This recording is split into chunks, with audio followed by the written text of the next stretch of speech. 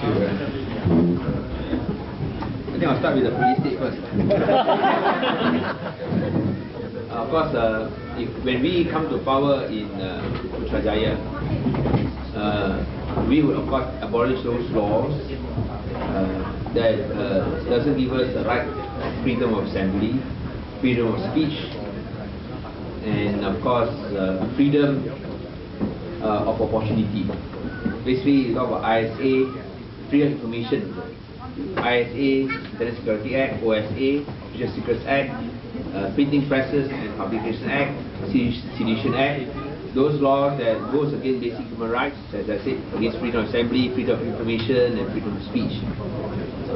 That's number one. Number two, I think what is also most important is that we must free up the media so that it is not monopolized by political parties. What you find now that in Malaysia, the media is controlled, whether directly or indirectly, by political parties. Those which are controlled by UMNO are the most vicious. A very vicious adversary that knows how to spread lies against Pakatan Rakyat. Our accomplishments are never reported, but yet they treat lies against us as the truth. Amongst them, I think they even claim many things which I would not want to repeat here. The worst is of course papers like Utusan Malaysia, New Straits Times, Berita Harian, the stable which are controlled by UMNO. And sorry? Can you sue them? No, we can sue them. And we have actually filed some suits. The problem is that can you sue them every day? It's because we cannot sue them every day that sometimes we feel as a matter of defense, as an act of defense, we do not want to engage them. Because if they come to our press conferences, they write something which is false. And later the next day, we write in for a clarification, a right of reply. They refuse to give us the right of reply. And this problem doesn't happen in the West. They at least give you a right of reply. Not in Malaysia, they will refuse to give you a right of reply. The only alternative is to sue. But can you sue them every day? They have the resources because they are backed by the government. They have lawyers waiting for you. Kappa Singh says that I've got so many other cases to fight. So I can't be suing Utusan Malaysia or NST every day. So that's why we feel it is better that we do not engage with them. Engage with, at least with reporters or with the press, that they may write a bad about us, but give us a right of reply to dispute these contentions. So I think that is the problem as far as the papers are concerned, which are controlled by Barisan Nasional. And when you talk about police state, you talk about the right of to demonstrate. Now we in Penang, we do not tell the police to arrest demonstrators. That's why you see that demonstrators in Penang are not arrested. Probably the only place that you can demonstrate freely is in Penang. Of course, we sometimes get the opposition burning our pictures and doing all sorts of nonsense, and even destroying public property. But this is one of the risks that we are taking, and the price that we need to pay to allow freedom of demonstration, provided they are peaceful. If they are violent, then of course action must be taken. But we will not ask the police to take action against those who demonstrate peacefully. Even on the Kampung Buah Pala issue, which has of course been given much play by the Barisan Nasional controlled media. Those residents who are actually Barisan Nasional supporters did a lot of things, but we never asked the police to take action. If any action was taken, it was by the police themselves and according to their own design. But since we mentioned the Kampung Buah Pala, I would just like to probably spend a few minutes just to explain that the Kampung Buah Pala issue. I'm sure you read about it in the new media as well as in the mainstream media. The Kampung Buah Pala issue actually was created by the previous government. They sold the land where the residents have been staying for 150 years to a private developer, which of course is linked to UMNO. And the residents challenged this conversion or this sale in court, and ultimately they lost in court. Right up to the federal court. The federal court ruled that the land belonged to the developer or to the cooperative, who had then given it to the developer. Now, all the contracts that had converted or that had signed away the land was done by the previous government. So when my government took over, there was nothing left for us to do. Even if we wanted to sign, there was nothing left to sign, because everything that needed to be signed had already been signed. Of course, some will say that the title was transferred when we were in power. Yes, that is only procedural and administrative. Just like when you buy a property, you don't get the title immediately. You get it 2 years later, when the house is built and completed and delivered. You don't get it immediately. So this is the same principle. And finally, the federal court has also decided that this property belongs to the cooperative and to the developer. So much as we did not agree with the federal court's decision, we have to respect the rule of law. We cannot defy the court order. Since the court had ordered that the developer had the right to engage his people to demolish their houses, the government, the state government, cannot prevent it, because it is a federal court order. And they went and demolished the houses, and not a single state government official was there to assist them to demolish the houses. But despite this situation, the state government had managed to obtain or to procure for the residents a better deal than the previous government. The previous government had only offered them 1,000 ringgit relocation fees and a 75,000 ringgit apartment. Now what this government had given or had managed to compel the developer to build for the residents is a 600,000 ringgit double-story terrace house and 8,000 ringgit in relocation fees, which is 10 times better than what the previous state government had offered. Of course, there are elements who try to distract or detract from the issue, but basically this issue has been resolved because a majority of the residents have accepted and supported fully what the state government had done. Now we, of course, felt sad that we could not prevent what the injustices done by the previous state government. But when the federal court had made the ruling, you cannot defy a federal court order. But at the end of it all, at least we managed to give a better deal. You know, in Penang, a double-story terrace house, landed property is worth its weight in gold, isn't it? Yep. For those who stay in Penang, on Penang Island, this one is next to Minden Heights, you know, prime property. Green Lane side, Minden Heights side, those on Penang know this is prime property. Double-story terrace house, 1,200 square feet of land. Wow, 600,000 easy. So it is, in fact, as I said, a very good deal for the residents in recognition of the fact that they have been staying there, or their ancestors have been staying there 150 years ago. So, but of course, all this is not published in the papers. And as I said, this shows the difference again between Barisan Nasional and Pakatan Rakyat. Number two, I think Robert Leong asked about pharmaceutical industry, biotech. As you know, St. Jude will be establishing their facility in Penang, and we hope that this will provide a boost for the biotech sector. We have also other companies coming in, but biotech is an industry that requires large investments, and of course also rather defined talent pool. That's why it goes back to our original of what I stated earlier, that we have to expand our talent pool. You know, we have been talking that about upgrading Malaysia's economy. We are now in a middle income. We are now a middle income economy. And the only way for middle income economy to expand is to become a high income economy. Because if you do not transit or transform yourselves into a high income economy, the only way to go is down. So how do you transform yourself into a high income economy? How do you transform yourself to be something like America? Now that means the crucial factor I still feel is having enough professionals and large talent pool. If you want to go to knowledge-intensive industries, we cannot rely on low-wage or low-cost labor, low-wage or low-value-added products. We must have a high-value-added and knowledge-intensive, knowledge-based industries. When you talk about knowledge-intensive industries, the critical component, or what we describe as critical success factor, is having sufficient professionals.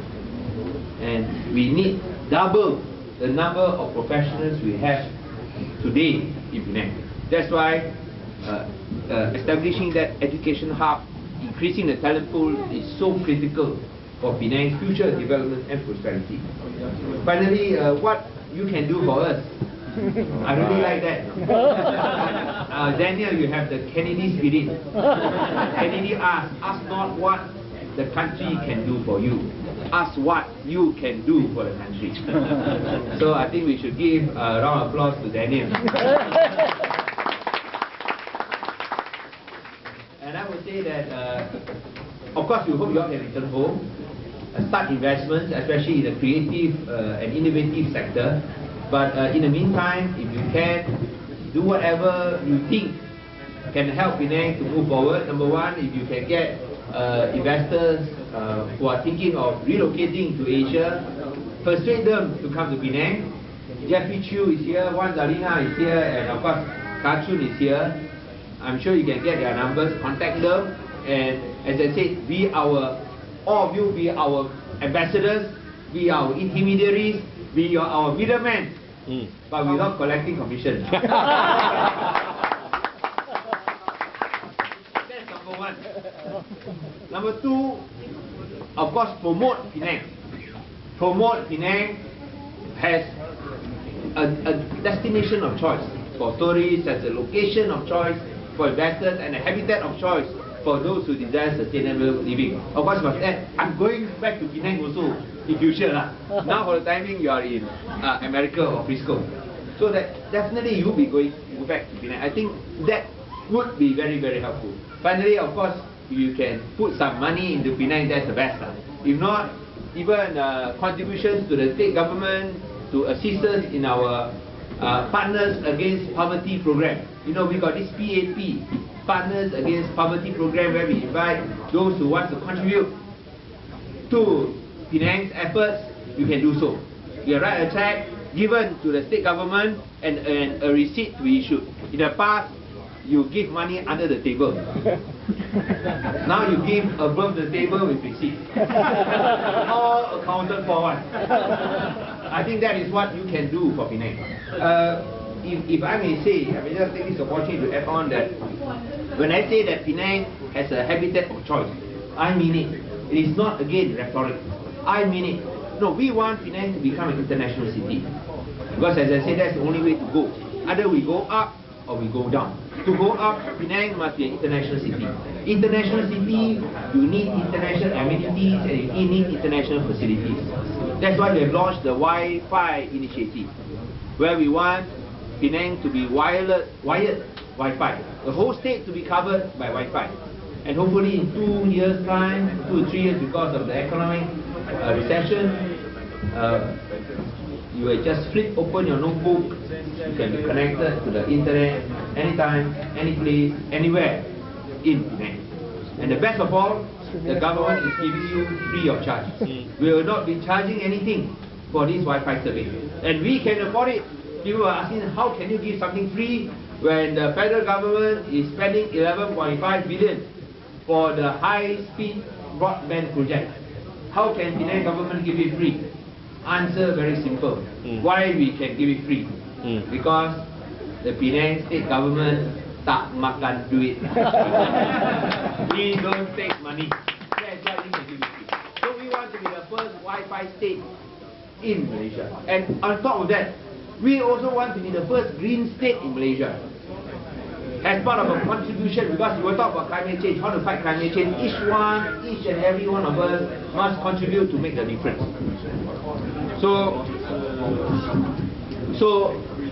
we have started our No Plastic Monday, No Plastic Bag campaign. This year on the 1st of July, Penang started No Plastic Mondays, only for hypermarkets and supermarkets. Next year, we will be extending this campaign statewide. All stores will have to participate in the campaign, except hawker stores, not yet, but all single stores will have to participate in the No Plastic Mondays campaign. Hypermarkets and supermarkets, 3 days for every week: Mondays, Tuesdays, Wednesdays. Now we again are the first state to do that, and it is not going to be easy because we are facing a 7 billion ringgit plastic industry that has promised to punish us for doing that. Wow. It's not going to be easy. And we're also finding some resistance from some people who are very attached to plastics. Not like in a state, when you have paper cups, you have paper holders. You don't have that in Malaysia or Penang. And Penangites, like all other Malaysians, are so attached to plastics, as can be seen when you see all these people who are not mentally sound walking in the streets. When they roam the streets, those who are not really mentally sound, you see them. What do they collect? They collect plastic bags. So you can imagine how attached Malaysians are, that even those who are not of really sound mind can only think about collecting plastic bags. So I think in that sense, it is not an easy battle. Penang is willing to take the challenge, and I hope, of course, that you all can assist us in every way to make Penang, I said, the first green state in Malaysia. And not only that, we are also attracting green technology. At the same time, to be a first green state, we are also adopting the Green Building Index, what they call green mark in the States, is it? You call it green mark? Those which are green buildings. Smart green. Huh? Green star. Sorry? No, building. Buildings which comply with green standards. And in Malaysia, call it Green Building Index. Penang has also insisted or also implemented these standards. We are attracting green technology as an alternative to plastic bags. We are attracting green technology, especially a company that will begin manufacturing next year, producing biodegradable food containers made from paddy husk and sugarcane husk, so organic that if you are still hungry, you can eat the plate. So we are doing all that in order to push, as I said, Penang forward, as I said, to make Penang a habitat of choice. So if we can pull it off, I can dare say that you can consider going back home to Penang, because if we can make Penang International City at least on par, of course, maybe it's difficult to be on par with Frisco, but at least near Frisco standard. I'm sure moving back will not be so difficult, because we'll be compensated by not only the good environment, the good food, Oh yes, and of course a good government.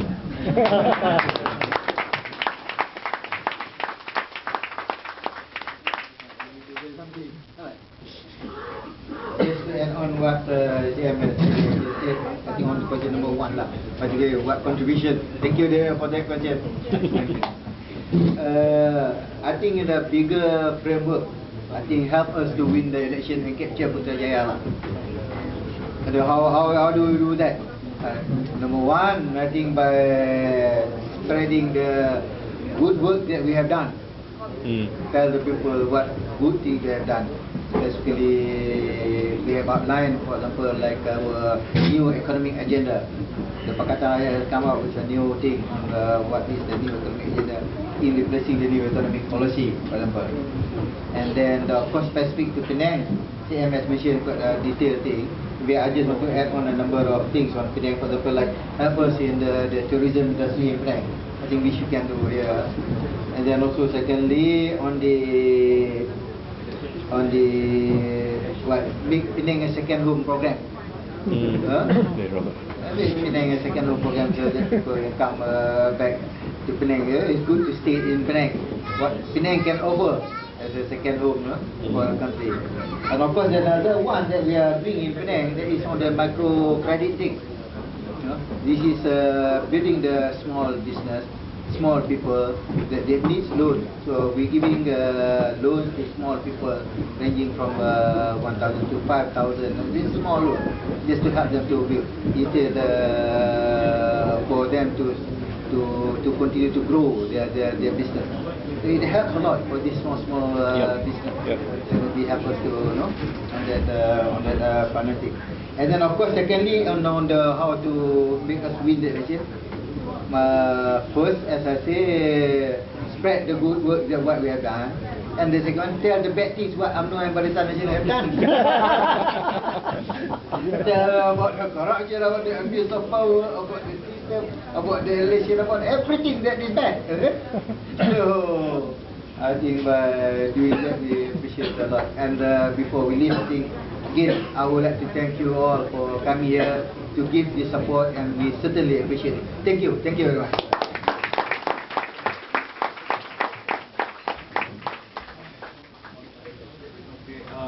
The CM says he's willing to take more questions. All right.